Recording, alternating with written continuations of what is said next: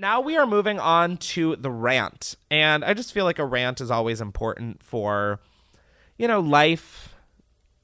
That's it, life. And we have a timer behind me that has 4:20 on it, and that is kind of just like my guideline to be aware of. Chris, you've been a judgmental, rude bitch for 4 minutes and 20 seconds. Just maybe wind it down. I've stopped. I've given up, trying to say, and that's the time limit because I just never follow it.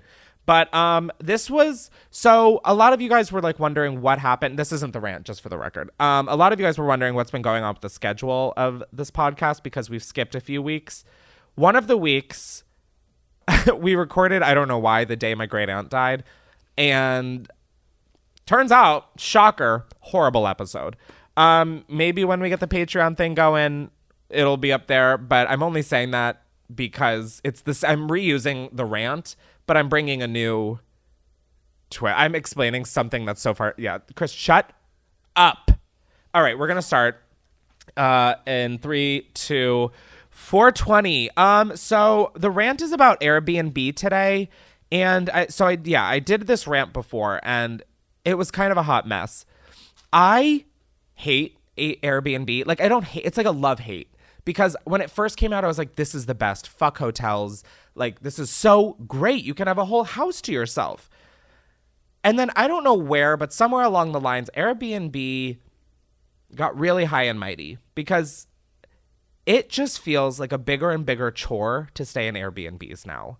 I don't know if this is relatable. I don't know if anything, but I stayed in one in Portland during the pandemic. I just wanted a change of scenery. I wanted to see fall leaves. So I literally got an Airbnb by myself. But it was amazing. But there was someone who lives underneath it. And that was not said anywhere. And they're like, you have to be quiet between the hours of the. And I'm like, what? It's not like it was cheap either. That's what I don't get. And so I figured this would be the perfect time to bring up my favorite example of Airbnb and the reason that it is so hard for me to get Airbnbs, because this is a review that is left permanently on my Airbnb profile. So a few years ago, Andrew, Christine, and me went on a road trip, I'm so sorry. Christine, Andrew, and I went on a road trip to Portland, Oregon, and we met up with our friend Ashlyn. And so we stayed in this house just over the border in Washington. But I want to keep in mind that weed is legal in Washington and Oregon. Period. So, we were super respectful-ish. Christine, I'm not trying to throw you under the bus, but you were smoking inside, which was fuck. But I was smoking outside and stuff, and we really were respectful. We got a bunch of Lysol. We made sure everything was nice, etc. So we leave. We clean up because that's what you have to fucking do, even though you're paying a cleaning fee. Make that make sense? So we leave and we get this message. This is trauma. This message with a request for $500. Yes. It was disappointing to arrive at the home and find it in such an awful state. I was like, girl, you decorated it in head to toe IKEA furniture. It was already in a pretty iffy state to begin with. Airbnb is built off of trust, and we entrusted you and your group in our home only to arrive and find that several house rules were clearly broken and the home a mess. Here are some things we noticed as we went through the house, and they included pictures. Which honestly I think hurt them in the long run. The entire home has a strong smell of cannabis. Christine.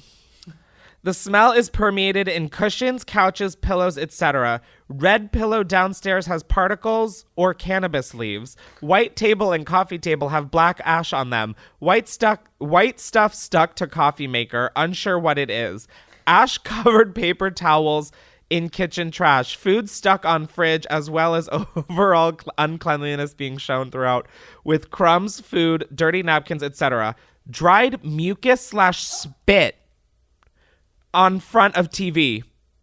And mind you, this was pre-COVID. So we were never at the fucking Airbnb except to sleep. We were in Portland. So we're what? I don't even think we used the TV. So that's why I was like, I'm sorry. That sounds like you problem. Heavily soiled towels on bathroom floor upstairs with a strong smell of urine present. General uncleanliness on bathroom counter surfaces. Toilet appears to have overflowed and had to be plunged as it was plugged when we arrived. Brown paper bag near window. Ash visible on desk in the green room. Dirty tissue with blood on floor in twin room. A lot of alcohol in refrigerator. Possible party could have occurred. Shut up, timer. I don't care. Possible party could have occurred. Like this is some kind of fucking police report. Dried up brown substance on carpet in room with twin beds. Unable to remove substance thus far. Amount requested includes fees for breaking several house rules, additional cleaning time, and any ruined items. So, this was my response. And I was, okay, that sounds horrendous. Like, that sounds bad. I have saved every picture they sent with this. Okay, this is, oh shit, did I? Oh, if I didn't, I'm going to be so fucking pissed. Here it is. Yeah, literally, like, there's a hair tie with hair left on top of the toilet. Someone forgot their hair tie. There's, the vanity was a mess. It's from a coffee stain on tile from a coffee cup. The fridge, food on fridge, it was a small streak of peanut butter from someone's hand opening the thing. The easiest paper towel cleaning of your life. It, like, yes, the smoke and the smell, I understand. 100%. Not to be insensitive, but I know that that smell goes away so fast and is so easy to fucking clean. So, Andrew, Christine, and I come up with this response. And honestly, I haven't revisited this. I've grown and learned since, so I really should have pre-read this, but oh well. Hello, comma. I was deeply hurt reading your message and seeing your photos. To start, 90% of the photos felt nitpicky and finding issues where there aren't. We lived at your wonderful home for 4 days. Yes, we might have missed a few things to clean up, and we are sorry for that, but thought we left it in a respectful condition for your cleaning crew. Peanut butter on fridge, that would be easier to wipe up than to photograph. We are verbatim. We are 4 young 20-somethings. To hear about dirty towels which you asked us to leave on the floor, none of us have any idea what... Oh, one of the toilets was plugged when we got there. So Andrew, I'm pretty sure it was in Andrew's bathroom. He peed, flushed, and it overflowed. So we used towels to clean it up. From the start, we texted them. Hi, we think the toilet when we got here was plugged. Like, we had to clean it all up. To hear about dirty towels, which you asked us to leave on the floor, none of us have any idea what you mean by urine stains, is frustrating. We did clog the toilets from simply using them, no overflow, and even bought a plunger because we didn't know you had one. Also, to see that you went through our trash is beyond violating and honestly inappropriate. I took edibles because there was a no smoking rule. I brought edibles, ate them, put them in the trash in my bathroom, but put them under stuff so it did not look like we were disrespectful. They dug under, I'm pretty sure. Sometimes.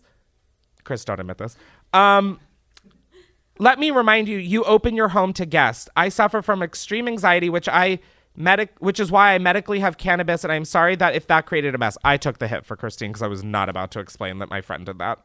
We sat there and read the binder to make sure... the binder. They had a full binder of rules. It was like a Bible. We all sat there and read the binder to make sure we were respectful and the checkout list twice as we were leaving. To insinuate that we threw a party because of beer, us all being 21 plus, and a stain on the coffee maker we literally never saw until the photos is an angle I won't understand, especially when it seems like you're assuming the white stuff on the coffee maker is cocaine. It was not. We left our cups and other food beer for future guests because we saw plenty of leftover food and items left for us, which we greatly appreciated. The mucus stain on the TV confuses me, seeing as how we didn't use it. And the stains on the countertops, they're bathroom countertops. Had I known we were to clean this down to the stain, we would have. But in all my experiences with Airbnb, this has never occurred. We will happily pay you $50 for a breeze, a pack of Clorox wipes, and a glass from IKEA. Oh, because we accidentally broke a glass from IKEA. as anybody fucking does with any kind of glass. I will happily pay you $50 for Febreze, a pack of Clorox wipes, and a glass from IKEA, but $500 is unnecessary, Chris. I stand by that. What did they say? I don't know. We got into a huge war. This was like a long thing. I like had to like go through multiple like Airbnb phone hearings. It was like wild. I was like, they dug through our trash. They absolutely violated our privacy. Like, yes, my friend smoked in the house in a state where it's like, it's not like we smoke crack. It's not like we did fucking, I mean, I get it. But like, then just make that the problem.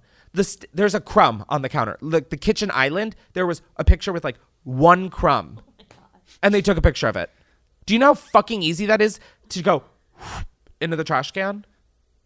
We left extra cups because in the bag, still unused. We were like, oh, this would be a helpful thing in case someone fucking breaks a glass like we did.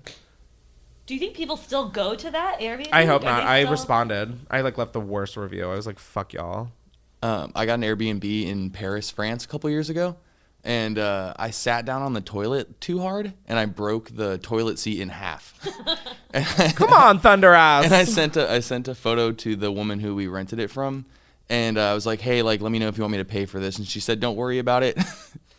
So maybe it's like an American thing. Great for you. That's thank you so much, you fucking asshole.